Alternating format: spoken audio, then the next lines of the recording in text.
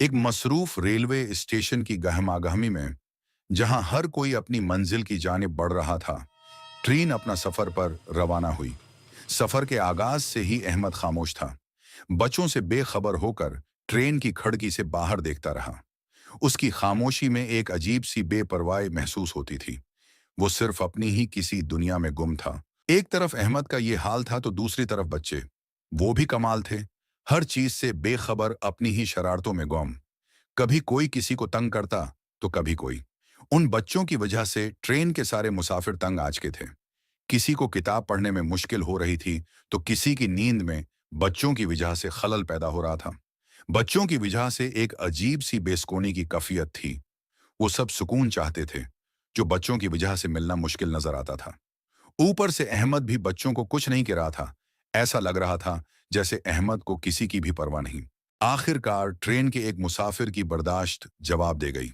उसने अहमद से पूछा कि क्या आप इन बच्चों के वालिद हैं?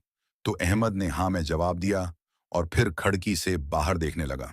मुसाफिर ने अहमद से कहा कि आपके बच्चों की वजह से सब परेशान हो रहे हैं।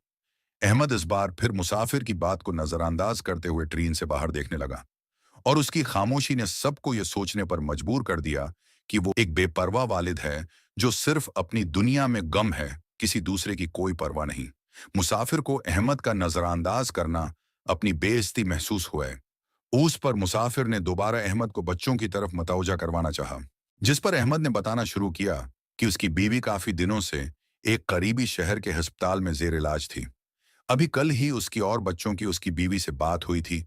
वो पहले से बेहतर लग रही थी और वो आज बच्चों को उनकी मां से मिलवाने के लिए लेकर जा रहा था। सब बहुत खुश थे। मुसाफिर ने तजस्सुस से दोबारा पूछा कि मगर क्या हुआ, क्या सब खैरियत है? तो अहमद ने जवाब दिया कि जब वो स्टेशन आया तो उसे पता चला है कि उसकी बीवी की सेहत अचानक बहुत खराब हुई और उसकी मौत हो गई। ये सुनकर अहमद के सब्र का पैमाना लबरेज हो गया और उसकी आंखों से आंसू बहने लगे, जिसे उसने बच्चों से नजरें चुराकर जल्दी से साफ किया। जब सबको अहमद की कहानी का पता चला तो हर तरफ सन्नाटा छा गया। वही मुसाफिर जो चंद लम्हे पहले अहमद और उसके बच्चों का रवैया से बेजार थे, उनका दिल का जज्बा यकसर तब्दील होगी। मुसाफिरों को एहसास हुआ कि अहमद एक बेपरवाह इंसान नहीं था, बल्कि वो एक वालिद था जो अपने दर्द को छिपाने की कोशिश कर रहा था। जिंदगी की राहों में हर शख्स अपनी कहानी के साथ चलता है। हमें दूसरों की मुश्किलात को समझने की कोशिश करनी चाहिए, क्योंकि कभी कभी एक छोटा सा लम्हा हमारी सोच को बदल सकता है।